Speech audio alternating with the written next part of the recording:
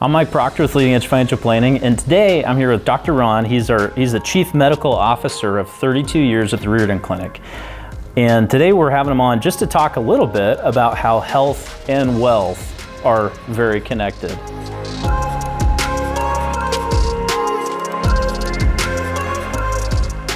So, Dr. Ron, over time, you see patients that come in, maybe they have problems, maybe they don't, but what's the connection between taking care of yourself, your nutrition, and how that pays off for somebody long term?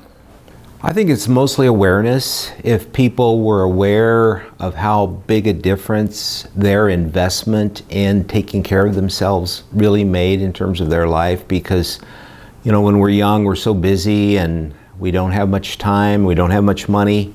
Right. But if people would even do the little things like reading up on nutrition, taking a multivitamin, having your nutrient levels checked to see if you're okay. Mm-hmm. So what we've done at the Reardon Clinic is that we have used nutritional testing as a foundation. You know, I think there's something in management that says if you don't measure, you can't manage.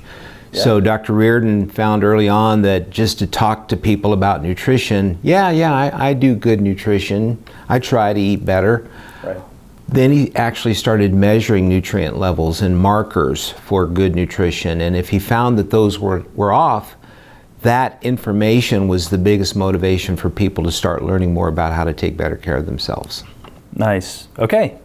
Yeah, and I guess I have a little bit of background as far as just my own personal experience, because I didn't realize I had a gluten intolerance. Is that something you guys would have picked up on, or? Well, people would come to us with symptoms like I've got indigestion or I've got an autoimmune disease. Mm-hmm. You know, autoimmune diseases are a little bit further down the road, but if you don't take care of your gluten intolerance, you'll get what's called leaky gut. Mm-hmm. And if you don't treat the leaky gut, then what happens is certain bacteria from your gut will get into your bloodstream, and the immune system will cross-react, and then it'll start attacking your joints, and now you've got rheumatoid arthritis.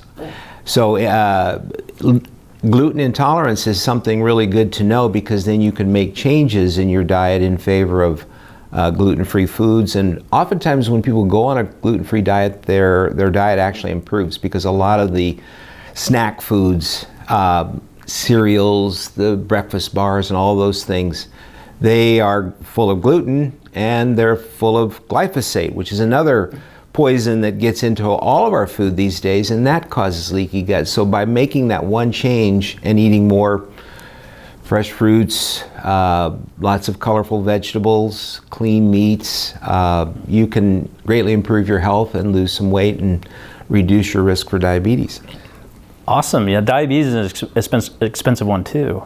But really, I wanted to talk a little bit more on just the long-term payoff, because, you know, if we start investing at a young age, that compound interest really turns into some huge benefits on the back end. But likewise, if we don't take care of ourselves, the negative compound effects can really stack up expense-wise in retirement. Now, some people are more genetically predisposed to dementia and Alzheimer's and those sorts of things. But I was curious, what have you observed as far as Alzheimer's patients, memory care patients, and maybe what led up to that?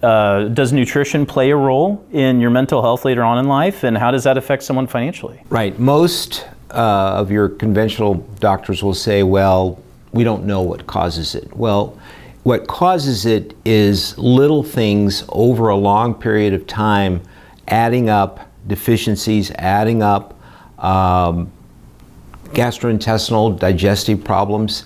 It's a little bit at a time, but over time it shows up as more and more cognitive problems. Mm-hmm. And there are people out there that have written books about using nutrition to correct it, but it's almost like what we were talking about earlier, when you get to retirement, if you haven't invested all along the way, it's really hard to make up time in that. You can't force nutrition, you can't suddenly fix nutrition, much like if your garden or your lawn is out of shape, you can't just suddenly sow some seeds and say, okay, now I want a green, healthy lawn or a robust garden. You have to kind of do a little bit at a time along the way. Once again, by measuring, it gives you markers that you can start to work with, because there's a lot of different nutrients out there, there's a lot of different diets, and so I think it has to be individualized based upon what we find when we measure people, and we do even genetic testing now to find out what foods work best for you genetically.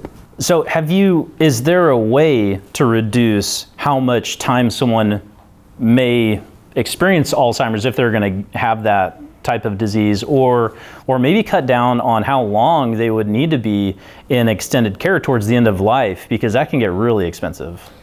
Yeah, again, what we find is that it happens slowly, but as you get closer to older years, it'll start to crescendo on you. Okay. So I encourage people to look at the early signs, something like gastritis or something like diabetes. We now know that diabetes leads into something called metabolic syndrome, and metabolic syndrome leads into heart disease and vascular disease.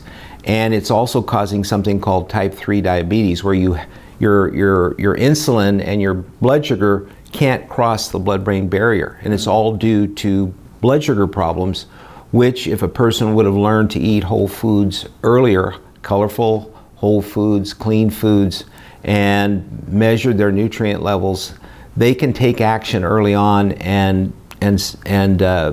avoid these kinds of problems. Right. So even if maybe if they cut off a year, that may cut off $90,000 of expense. Yeah. Dr. Reardon, the founder of the Reardon Clinic, he made that point many times, because people would say, "Well, gosh, this is more expensive, than getting my car tuned up," but I need my car, and so the fact is we need our health probably more than anything. I mean, you can replace a car, but you can't replace bad health. So taking better care of yourself all along the way is probably one of the best investments you can make, both in terms of your life and your happiness, but also in terms of your wealth.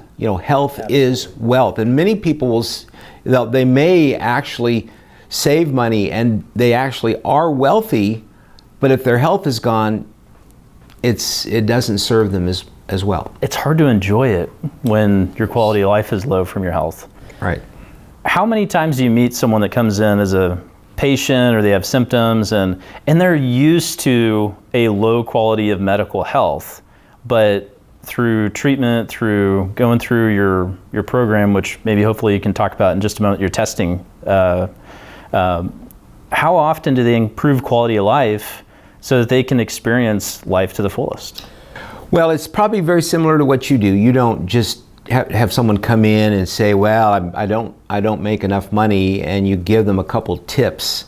You probably do a more complete financial analysis, looking at their assets and their liabilities. And in many ways, I'll spend 90 minutes with a new patient going through what sort of symptoms they do have, what their family history is, what their lifestyle is, how they eat, and then we do a very robust laboratory testing of all the essential nutrients, the vitamins, the minerals, the fatty acids, the amino acids, and we look at things like hormones, thyroid hormone. We look at things like methylation factors, which is a whole new area. People who are undermethylated, they are more prone to Alzheimer's.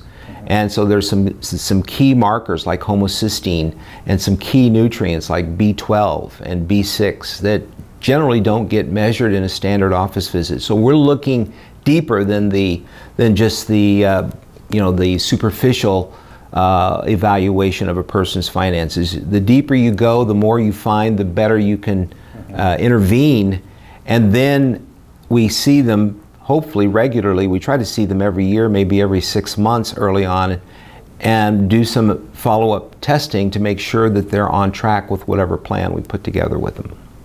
All right. Sound like what you do?